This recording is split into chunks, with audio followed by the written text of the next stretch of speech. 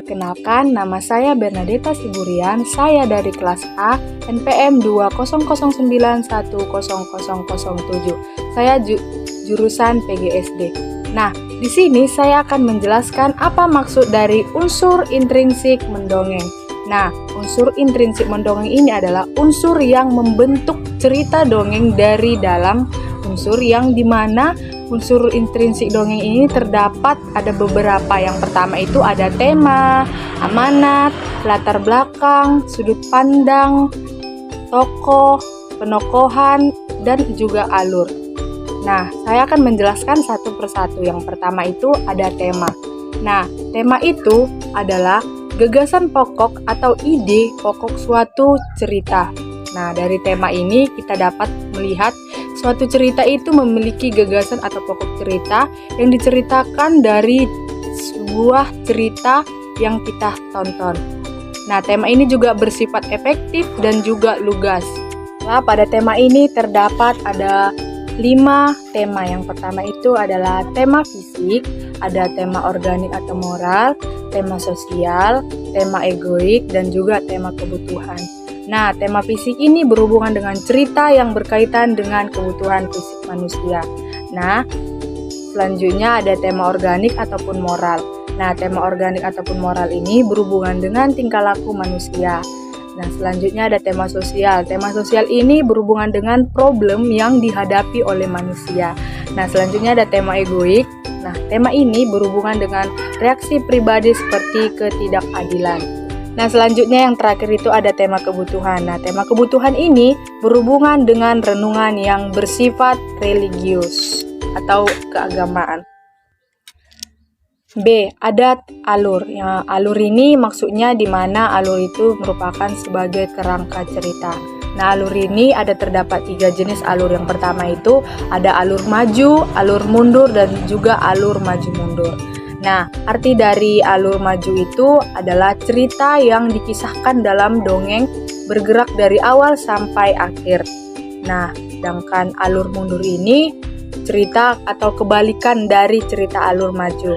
Nah, selanjutnya ada alur maju mundur itu maksudnya itu yang dimana cerita alur maju mundur ini adalah cerita dalam suatu dongeng tersebut peristiwa yang diceritakan bergerak dari masa sekarang kemudian bergerak ke masa yang lalu ataupun sebaliknya.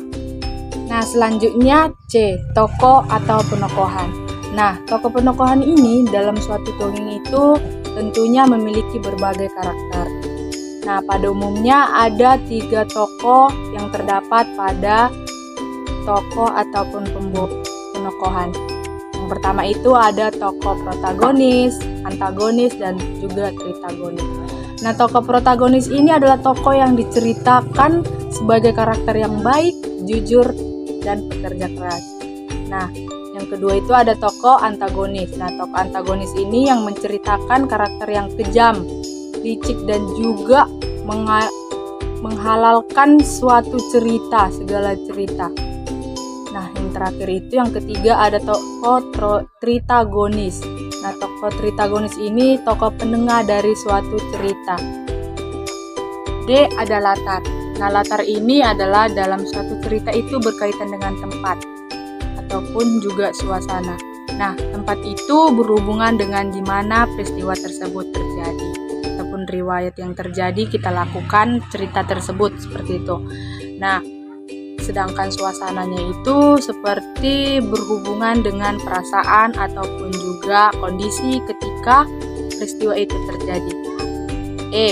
Ada sudut pandang. Nah, sudut pandang ini adalah ataupun pusat pengisahan digunakan sebagai pengarang untuk menciptakan suatu cerita yang memiliki suatu kejadian. Nah, sudut pandang ini juga digunakan oleh seseorang pengarang dalam suatu cerita itu. Yang pertama itu yaitu sebagai orang pertama pelaku utama. Nah, yang F itu yang terakhir nih. Yang terakhir itu ada amanat. Nah, di amanat ini merupakan pesan atau hendak di mana kita dapat menyampaikan suatu cerita pada pembaca dan juga pendengar. Nah, amanat ini juga dapat diperoleh melalui 2 cara. Yang pertama itu secara implisit dan juga eksplisit. Nah, maksud dari secara implisit itu artinya di mana seseorang itu memiliki pesan yang hendak disampaikan itu tidak secara langsung. Nah, sedangkan eksplisit itu pesannya itu disampaikan secara langsung dalam cerita ataupun teks. Sekian dan terima kasih penjelasan saya mengenai unsur-unsur intrinsik mendongeng. Terima kasih.